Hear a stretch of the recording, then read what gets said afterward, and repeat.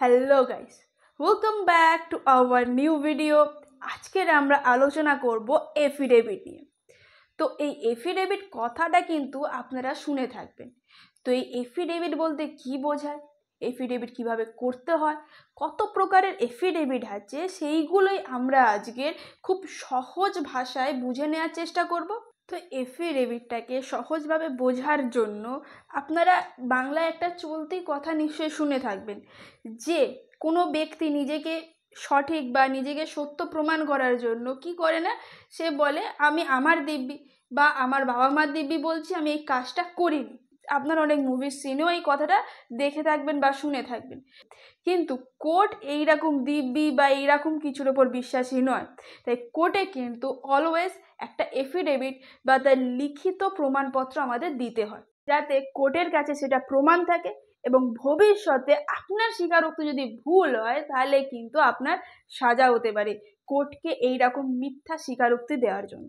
ফার্স্টে আমরা দেখে নেব যে এফিডেভিট বলতে বা এফিডেভিটের মানে ঠিক কি বোঝানো হয়। An affidavit is a declaration of facts reduced to writing and affirmed or sworn before an officer having authority to administer oaths. It should be drawn up in the first person and contain statements and not inference.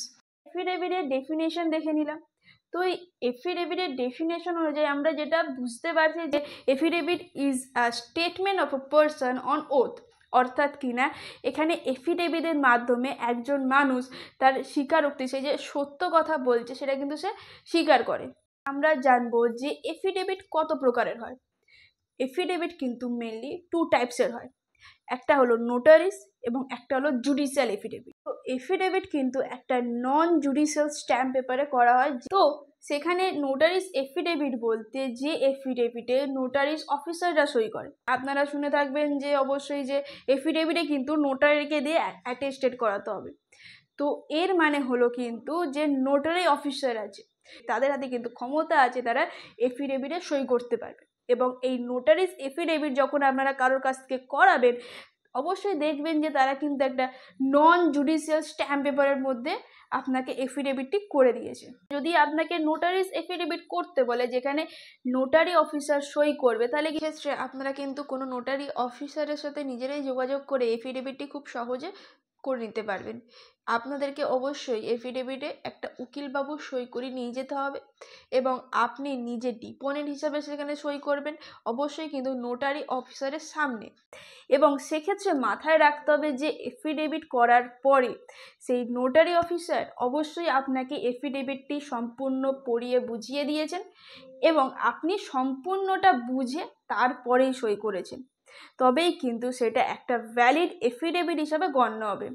এবং এফিডেভিটে বলা সমস্ত উক্তি সেগুলো কিন্তু অবশ্যই সত্য হতে হবে। এরপরে আমরা জেনে নেব যে একটা ফার্স্ট ক্লাস এফিডেভিট বলতে কি বোঝানো হয়। ফার্স্ট ক্লাস এফিডেভিট বলতে যে এফিডেভিটে জুডিশিয়াল ম্যাজিস্ট্রেট সই করে। এই নোটারিস এফিডেভিট কিন্তু আপনারা নিজেরাই নোটারিস অফিসারের কাছে গিয়ে করে নিতে পারবেন, কিন্তু ফার্স্ট ক্লাস এফিডেভিট করাতে গেলে কিন্তু আপনাকে একজন উকিলবাবুর সাথে যোগাযোগ করতে হবে, তাকে এই বিষয়টা পুরো বুঝিয়ে বলতে হবে, তারপরেই কিন্তু উকিলবাবু এই এফিডেভিটটি করতে আপনাকে সাহায্য করবেন। এরপরে আমরা জেনে নেব এফিডেভিটের কিছু গুরুত্বপূর্ণ পয়েন্ট। আপনি ফার্স্ট ক্লাস এফিডেভিট করতে চান বা নোটারিজ করতে চান, প্রত্যেকটা এফিডেভিটেই কিন্তু এই গুরুত্বপূর্ণ পয়েন্টগুলো অবশ্যই মাথায় রেখে করা হয়। তাই আপনি যে কোনো এফিডেভিটই করতে যান না কেন, এই গুরুত্বপূর্ণ পয়েন্টগুলো আপনাকে অবশ্যই মাথায় রাখতে হবে।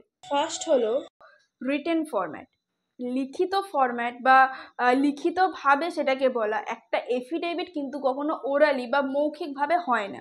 তো এফিডেভিটে আপনার স্বীকারোক্তিটা কিন্তু অবশ্যই লিখিত আকারে হতে হবে। নাম্বার সেকেন্ড, ভলেন্টারিলি ডিক্লারেশন, অর্থাৎ কিনা আপনি এফিডেভিটে যেটা শপথ গ্রহণ করছেন সেটা কিন্তু অবশ্যই ভলেন্টারি বা স্বেচ্ছায় হতে হবে। তো এটা কিন্তু কেউ আপনাকে দিয়ে জোরপূর্বক করিয়ে নিচ্ছে তা কিন্তু নয়, অবশ্যই সেটা নিজের ইচ্ছাতেই আপনি বলছেন। থার্ড হলো ফার্স্ট পারসন ন্যারেশন। এই ফার্স্ট পারসন ন্যারেশন মানে হলো যে আপনি যে এই স্বীকারোক্তি নিচ্ছেন, তো এফিডেভিটে দেখবেন যে সব জায়গায় মাস্ট লেখা থাকে যে আই আই আই, অর্থাৎ কিনা আমি এবং আমি। যে আমার নামেই আমি এই স্বীকারোক্তি নিচ্ছি, আমি এই ঘটনা দেখেছি বা আমার চোখের সামনেই এই ঘটনা ঘটেছে। তো এখানে সব কিছুর বিষয়ে কিন্তু লেখা থাকবে আমি। একেই বলা হচ্ছে কিন্তু ফার্স্ট পার্সন ন্যারেশন, অর্থাৎ কিনা এখানে নেওয়া শপথ কিন্তু আপনি নিজেই গ্রহণ করছেন, অন্য কারোর হয়ে আপনি এই স্বীকারোক্তি স্বীকার করছেন তা কিন্তু নয়। আপনি নিজে কিন্তু এই স্বীকারোক্তি দিচ্ছেন এবং শপথ গ্রহণ করছেন যে তা সত্য। নাম্বার 4 পয়েন্টটা খুবই সহজ, আপনারা বুঝতেই পারছেন যে ট্রুথফুল ইনফরমেশন। একটা এফিডেভিট কিন্তু অবশ্যই একটা ট্রুথফুল ইনফরমেশন হতে হবে। আপনি যে স্বীকারোক্তি দিচ্ছেন বা যে শপথ আপনি গ্রহণ করছেন সেটা কিন্তু অবশ্যই সত্য হতে হবে। এটা কিন্তু যদি আপনি মিথ্যা কোনো স্বীকারোক্তি দেন আর সেটা যদি কোর্টে প্রমাণ হয়ে যায়, তাহলে কিন্তু এর জন্য আপনার শাস্তি হতে পারে। Administrate by an authorized official, অর্থাৎ কিনা তো আমাদেরকে অবশ্যই একজন অথরাইজড পার্সনের কাছ থেকে কিন্তু সই করাতে হবে। তো এরপরে আমরা জেনে নেব যে এফিডেভিটে ঠিক কারা সই করতে পারে। অর্থাৎ কিনা আপনি তো ডিপোনেন্ট, আপনি তো অবশ্যই সই করবেন, কিন্তু তারপরেও কিন্তু একজন অথরাইজড পার্সনের সেখানে সই লাগবে। সেটা কিন্তু বলা আছে সিপিসির সেকশন 139, যেমনটা বলা আছে যে এনি কোর্ট অর ম্যাজিস্ট্রেট, অর্থাৎ কিনা কোর্টের ম্যাজিস্ট্রেট, জুডিশিয়াল ম্যাজিস্ট্রেট কিন্তু ফার্স্ট ক্লাস এফিডেভিটে সই করে। তারপরে যেমনটা বলা আছে any notary appointed under the notaries act 1952, অর্থাৎ কি না আমাদের নোটারিজ অ্যাক্ট অনুযায়ী যে সমস্ত নোটারি অফিসাররা অ্যাপয়েন্টেড হয়েছে তারাও কিন্তু নোটারিজ এফিডেভিটে সই করে থাকে। তাছাড়া any officer or other person hmm a high court May appointed in this behalf, অর্থাৎ কিনা হাইকোর্ট কোনো পারসনকে অ্যাপয়েন্টেড করেছে এই কাজের জন্য। এবং লাস্ট হলো any officer appointed by any other court which the state government has generally or specially empowered in this behalf, অর্থাৎ কিনা স্টেট গভর্নমেন্ট কোনো পার্সনকে এই বিহাফে অ্যাপয়েন্টেড করেছে তো সে কিন্তু সই করতে পারে। তো এই ছিল সেই লিস্ট যেই সব মানুষরা কিন্তু একটা এফিডেভিটে সই করার ক্ষমতা রাখে। তো আপনারা নিশ্চয়ই এতক্ষণে বুঝতে পেরেছেন যে একটা এফিডেভিট বলতে ঠিক কী বোঝানো হয়।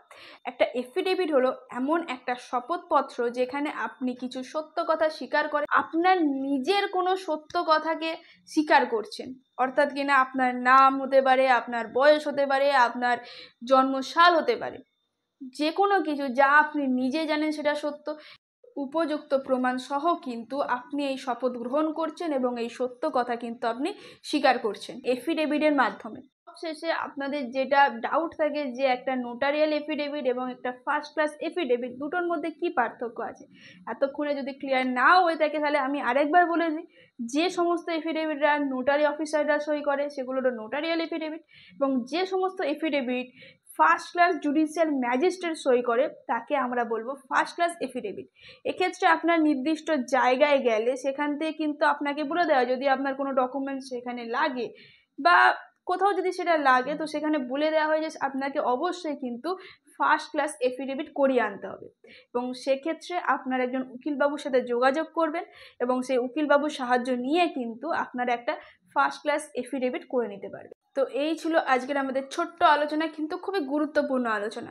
তো আপনারা যদি পুরোটা বুঝে থেকে থাকেন তাহলে কিন্তু ভিডিওটা লাইক করতে ভুলবেন না। এই ধরনের ইনফরমেটিভ ভিডিও দেখার জন্য এবং এই ধরনের ইনফরমেটিভ তথ্য জানার জন্য কিন্তু আমাদের চ্যানেলটাকে অবশ্যই সাবস্ক্রাইব করে নেবেন।